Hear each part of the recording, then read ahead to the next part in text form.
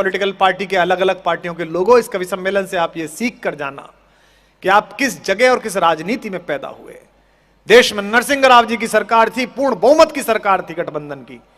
उसके बाद भी हमें जब जिनेवा में अपने पक्ष रखने का मौका मिला पाकिस्तान के सामने, तो कांग्रेसियों ने किसी कांग्रेसी को नहीं भेजा, सबसे अच्छा बोलने वाले हमारे कवि कुल के बड़े अटल बिहारी वाजपेयी को प्रतिनिधि बनाकर भेजा संयुक्त राष्ट्र संघ में। अटल जी का स्वास्थ्य खराब हो गया तो उनको इलाज कराना था, तो राजीव गांधी जी ने उन्हें बुलाकर कहा कि मैं आपसे ये आग्रह करता हूं कि आप कृपा पूर्वक सरकार के पैसे पर बाहर चले जाइए, अपना इलाज करा के आइएगा। जब उन्होंने मृत्यु पर कविता लिखी थी, उस कविता को पढ़ने के बाद, और यहां बैठे हुए अनेक पार्टी के लोग बैठे हैं, उनके कहना चाहता हूं, नेहरू से बड़ा हीरो तो पैदा नहीं हुआ था आजादी के बाद। आज बात अलग है कि सुबह सुबह व्हाट्सएप विश्वविद्यालय पे एक सिलेबस उतरता है। इस देश में एक व्हाट्सएप यूनिवर्सिटी है, उसमें पढ़ने के लिए मूर्ख होना न्यूनतम योग्यता है, प्राथमिक योग्यता है, उसमें कुछ करना नहीं पड़ता। 17-18 साल के लड़के का बाप 4000 रुपए का फोन दिला देता है, ओप्पो, और वो पट्टा शुरू के पोपो, और गांधी पे बात करता है। Can you believe? गांधी, 17-18 साल का लड़का गांधी को गाली देता है। यहां जवान लड़के बैठे हो तो उनसे कहता हूं, लातूर के बाहर खड़े हुए महाराष्ट्र पुलिस के दरोगा से जो वसूली कर रहा हो, जिस दिन उसकी आंख में आंख डाल के बात करने का साहस पैदा कर लो, उस दिन गांधी का नाम लेने की कोशिश करना। इतना बड़ा जादूगर पैदा किया इस देश। मैं तो आश्चर्य में हूं कि बोलते क्यों नहीं है कांग्रेस के लोग, बाकी लोग क्यों नहीं बोलते? सर मुझे किराए पे ही रख लो। हाँ, मतलब मैं पढ़ रहा था 1933 में गोलमेज सम्मेलन में बापू गए, जिस बात को कह के मैं संपत सरल को बुला रहा हूं, और मैं आशा करता हूं कि एक एक व्यक्ति इस पर मोहर लगाए जो आज मैं लातूर में कह के जा रहा हूं। 1933 में जब बापू गए तो ब्रिटेन के राजा से मिलने का समय तय हुआ, और ब्रिटेन का राजा ऐसा राजा नहीं था जैसी आज की महारानी है, 2/3 दुनिया का मालिक था, 2/3 दुनिया का, जिसको चाहे गर्दन काट दे, जिसको चाहे जमा करा दे। बापू से मिलने का समय हुआ। महाराज के एडीसी ने, सेक्रेटरी ने लेटर लिखकर भेजा बापू को कि फुल कोट पैंट और टाई में आए, ब्लैक या ग्रे रंग का कोट होना चाहिए, यह ड्रेस कोड है। लेकिन वो तो बापू, वो तो गुजरात का गांधी, भारत की आत्मा, स्टील की आत्मा। छाती का नाप तय नहीं था पर कलेजे की हिम्मत तय थी, इसलिए उसका नाम गांधी था। बापू मिलने के लिए गए, समय तय हुआ, बर्किंघम पैलेस में बग्गी उतरी तो एक धोती में हिंदुस्तान का फकीर लाठी लेकर अंदर। राजा को बताया गया कि वो तो कपड़े ही पहन के नहीं आया। राजा ने कहा चलो मिलके तो देखते हैं। जॉर्ज पंचम सामने बैठा और गांधी से उसने पूछा, well mister Gandhi, where are your clothes? तुम्हारे कपड़े कहां हैं? अगला जो वाक्य बोला, इसके लिए स्टील का कलेजा और भारतीयता की मिट्टी चाहिए बापू बनने के लिए। जैसे ही उसने पहला वाक्य बोला कि तुम्हारे कपड़े कहां हैं, बीच में से 2 दांत टूटे हुए मुस्कुराते हुए बापू ने कहा, हुजूर मेरे छोड़िए, मेरे पूरे देश के कपड़े तो आपने चुरा लिए, मैं कहां से पहनूं? यह कहने का साहस गांधी को गांधी बनाता है। इस देश में जब तक आप विपरीत स्वर सुनना नहीं सीखेंगे, तब तक आप सच्चा लोकतंत्र जीवित नहीं रखेंगे। इसलिए यहां जो भी लोग बैठे हों, एक दूसरे को सुनना स्वीकार कीजिए। और नेताओं, आप तो जरूर सुनो, मंत्री बनने की प्रत्याशा में बैठे हुए विधायक जी जरूर सुनो। आज ये फंस गया है, मंदिर में मिला तो बड़ा प्रसन्न था विधायक, उसको लगा कि प्रेम से बात करो तो कुमार विश्वास अच्छी बात करेगा, पर हमने अपना वाला नहीं छोड़ा, तुम तो पराए हो। जिन पत्थरों ने हथौड़ी और छेनी की चोट सहने से इंकार कर दिया, वो पत्थर पत्थर रह गए, वो मूर्ति नहीं बन पाए। ये बात मैं इसलिए कह रहा हूं, और अगली बात पर शायद आपकी तालियां संपत जी को आमंत्रित करें। ये सब जानते हुए कि कुमार विश्वास कौन है और क्या बोलता है, ये सब जानते हुए कि आदरणीय पाटिल साहब जब गृह मंत्री थे तो राजनीति में विभिन्न प्रकार के विभेद में हमने इनके विषय में क्या क्या बोला है, हमने कितने कितने भाषण दिए और बयान दिए हैं, उसके बाद भी लातूर ने और इस परिवार ने हमें आमंत्रित किया है। इससे पता चलता है कि असली राजनेता क्या होता है, असली पहचान क्या होती है, असली स्वीकार क्या होता है। मैं चाहता हूं कि इस समय सच की बड़ी बेखौफ आवाजों में एक मुस्कुराता हुआ ठहाके वाला आदमी, जिसकी टिप्पणियां आप बरसों याद करेंगे, ऐसे इस वक्त के सटायर के सबसे बड़े कवि का स्वागत जरा ज्यादा बड़ी तालियों से हो तो अच्छा है। जोरदार तालियों से आमंत्रित करें।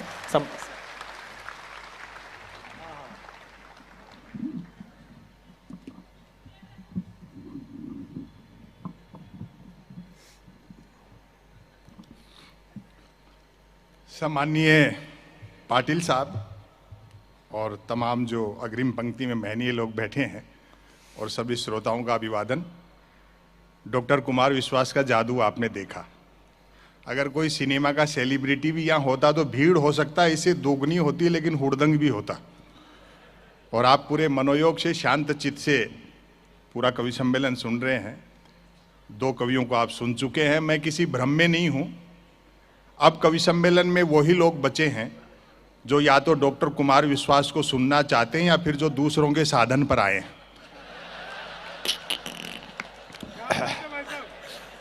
यहां ये सूचनीय है कि हैदराबाद से ये भी मेरी कार में ही आए। काफी विधायक जी के लिए कह दिया गया। मुझे बड़ा अच्छा लगा महाराष्ट्र का जो घटनाक्रम हुआ। ये पहला मौका है जब चौकीदार का पाला किसी थानेदार से पड़ा है।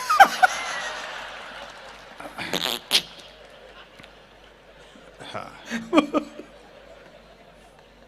स्वस्थ लोकतंत्र में विपक्ष बहुत मजबूत होना चाहिए और जब चुना हुआ विपक्ष कमजोर हो तो यह जिम्मेदारी बुद्धिजीवियों पर आ जाती है। बहुत अच्छे, बहुत अच्छे। मुझ पर और डॉक्टर कुमार विश्वास पर और तमाम कवियों पर, विशेषकर मुझ पर यह आरोप लगता है। कई लोग तो कहते भी हैं कि संपत सरल जी बैलेंस किया करो, आप एक तरफा क्यों बोलते हो। मैंने कहा जी बैलेंस करने के लिए ही तो एक तरफा बोलते हैं। आए हाय वाह। अच्छा है आपने बता दिया कि एनसीपी के विधायक हैं।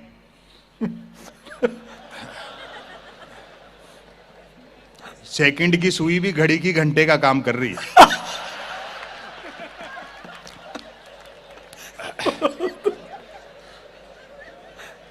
ये मोहब्बत रहनी चाहिए। अभी पिछले दिनों एक कवि सम्मेलन में सामने विधायक बैठे थे, मुझे पता नहीं था किस पार्टी के हैं, तो मैंने ऐसे पूछ लिया। मैंने कहा साहब बीजेपी में हो, कांग्रेस में हो क्या? बोलो नहीं बीजेपी में हूं, कांग्रेस में घंटे भर पहले थे। हाँ, हाँ। देखो 2 लोग मिलकर के इस देश को जिस तरह से चला रहे हैं, ये गुस्से की बात नहीं है, ये तो मजाक का विषय है। आपको हंसना चाहिए इस बात पे। जिस पे आपको गुस्सा आता है, हम कभी लोग बहुत हंसते हैं, ठहाके लगाते हैं इस पे। इतनी बड़ी पार्टी फिर भी तोड़ फोड़ में लगे रहते हैं। मैं तो ये समझता हूं कि गृह मंत्री और प्रधानमंत्री अकेले में मिलते होंगे तो क्या बात करते होंगे। बोले उसको तो पटक ही दिया, इसका ये कर देंगे, उसका वैसे कर ही दे जाएगा। मैंने कहा भाई बहुत जोरदार। जिस तरह से विरोधी पार्टियों में इतनी बहुमत के बावजूद तोड़फोड़ कर रहे हैं, कहीं ऐसा नहीं हो कि 2024 के चुनाव में बीजेपी का चुनाव चिन्ह हाथ के पंजे में कमल का फूल। हाँ। लेकिन पाटिल साहब निराश होने की बात नहीं है। तमाम लोग जो बैठे हैं कि होके मायूस ना आंगन से उखाड़ो पौधे, धूप बरसी है तो बारिश भी यहीं पर होगी। चीजें बदलती रहती हैं। हम पर अक्सर आरोप लगता है कि हम कवि लोग आलोचना करते हैं, देश की बुराई करते हैं। अभी मैं कल दुबई से ही आ रहा हूं, बहुत दुखी हैं वहां के लोग। पूरे 7-8 घंटे में वहां रहा है, एक गाड़ी का हॉर्न नहीं सुना। पता नहीं इतनी शांति में कैसे रह लेते। यहां तो स्पीड ब्रेकर आ जाए तो भी हॉर्न बजाते हैं।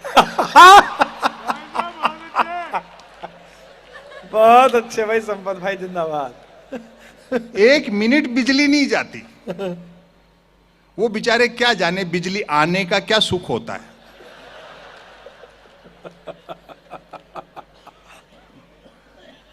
फिर लिया तुम्हारे टाइम में जरूर आना था चाय वाला। मेरी तो मत रखना भैया, एक ही भारी पड़ रही। नहीं ये 2 बार आया, चूंकि चाय वाला भी 2 बार आया।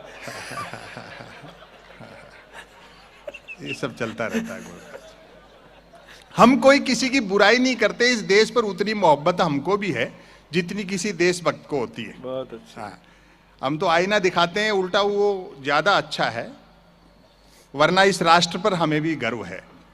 और खुशी की बात है कि पिछले 5-6 साल में तो इतना काम हुआ है कि भारत फिर से विश्व गुरु होने में है, अच्छा, लगभग आउटर पर खड़ा है। और वैसे भी उस देश को विश्व गुरु होने से कौन रोक सकता है जिसकी जेलों तक में संत महात्मा रहते हो। भाई जिंदाबाद संपत, क्या बात है, वाह। हाँ हाँ हाँ, क्या व्यंग है। जो जो मुद्दे सुलझाने के नाम पे मेरे ख्याल से उलझाए जा रहे हैं उनका मूल्यांकन समय करेगा।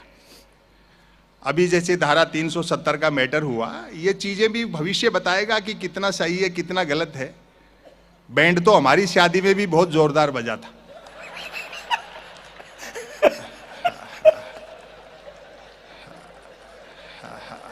भाई ताली तो आने वाली बात थी।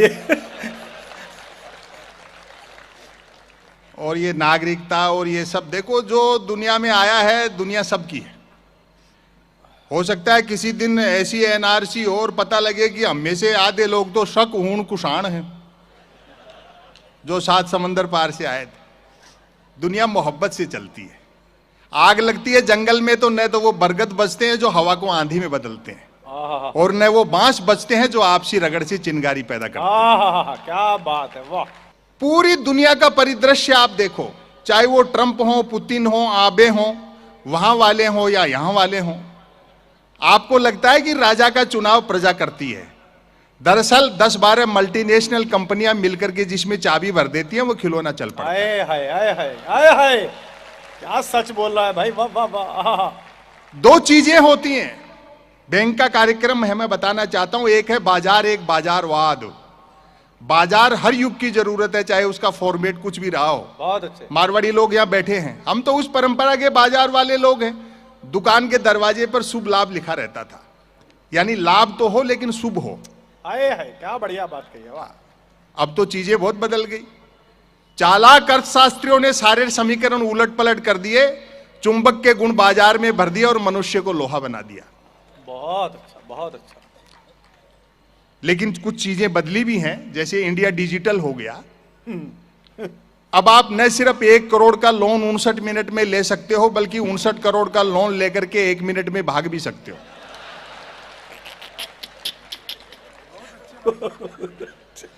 और व्यापार तो इतना आसान हो गया कि कोई भी आदमी किसी भी समय कुछ भी व्यापार कर सकता। अभी मैं पिछले दिनों दवा की दुकान पे गया।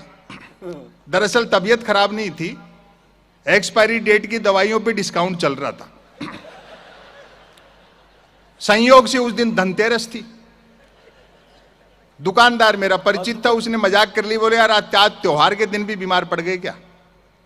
मैंने बात संभाली, मैंने कहा ऐसा नहीं है, 2 कारणों से खरीदारी करने आया हूं। एक तो आज कुछ ना कुछ खरीदने का रिवाज है, और दूसरा पूरे दुकान में आज के दिन आप ही के यहां सबसे कम भीड़ थी। तो वो भी मजाक पे उतर गया, बोलो ठीक कह रहे हो। दूसरे दुकानदारों की बिक्री देख करके मैं भी सोच रहा था कि एक दिन के लिए दुकान के आगे थोड़े से बर्तन लगा लेता, दवा की दुकान के आगे तो 2 पैसे ठीक से कमा लेते। वो 10 दुकान छोड़ करके सिंह साहब है मेडिकल वाले, वो तो दीपावली पे पटाखे बेचते हैं। और अब व्यंग का आनंद लेना, बोलो सिंह साहब तो दीपावली पे पटाखे बेचते हैं। मैंने कहा सिंह साहब के पास पटाखे बेचने का लाइसेंस है क्या। बोलो लाइसेंस ही पटाखे बेचने का है, बिना लाइसेंस के तो वो दवाइयां बेच रहे। कमाल है। कविता तिवारी ने कितनी अच्छी रचनाएं सुनाई बेटियों को लेकर के। और यहां भी मैं देखता हूं कि इससे परिवार लोग आए हैं। और देखो एक निवेदन कर दूं, शादीशुदा हो तो पत्नी को साथ रखा करो, वरना मन की बात भी रेडियो से करते फिरोगे।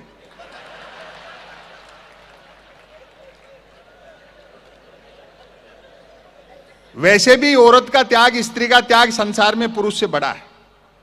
वो पति ने डींग हाँकते हुए कह दिया पत्नी से, मेरा बड़प्पन देख जो तेरे से बिना देखे शादी कर ली। पत्नी बोली मेरी भी हिम्मत देख जो तेरे को देखने के बाद भी मना नहीं किया। हाँ। मीडिया के लोग यहां बैठे होंगे, मैं माफी चाहता हूं, हालांकि ये काम उनको करना चाहिए। लेकिन गलती उनकी नहीं है, दरअसल वो भी हमारी तरह देश की सेवा करना चाहते हैं। वो बता सकते हैं क्रांति चेतना क्या है, लेकिन कलम तो जेब में टांग दी, हाथ पीछे बांध दिए, तो क्या लिखे बेचारे। जिस पाखंडी की खबर लेकर के जाते हैं अखबार में, पता लगता है दूसरे दिन उसी का आधे पेज का विज्ञापन है आशीर्वाद देते हुए। अद्भुत बात है भाई। तो ये क्या कर लेंगे। लेकिन हंसा ये भी कम नहीं रहे साहब। यहां का तो मुझे पता नहीं, हमारे यहां तो अखबार 3 चीजों के लिए पढ़े जा रहे हैं: बिजली कटौती, उठावना और राशिफल। और रोज नए निकलते हैं। एक दिन तो अखबार के दफ्तर से 2 लोग आगे बोले, संपत सरल जी नया अखबार लॉन्च कर रहे हैं, आप भी ग्राहक बन जाओ। क्योंकि अखबारों का अब कोई पाठक तो बनता नहीं, ग्राहक ही बनते। 1 रुपए में 16 पेज। मैंने कहा भैया रुपया चाहे 1 की जगह 2 ले जाए, लेकिन 16 पेज खाली दे जाया कर। फिर मैंने रिसर्च की कि इतने अखबार बिकते कैसे हैं। तो अचानक एक दिन एक अखबार के दफ्तर से फोन आया, बोलो संपत सरल जी आज आपका नाम हमारे अखबार में छपा। मैं बड़ा खुश हुआ, जी आपका अखबार कहाँ मिलता है। बोले हमारा अखबार कोई होकर नहीं बांटता है, जिस किसी का नाम छप जाता है दिन भर वही खरीद खरीद कर बांटता है।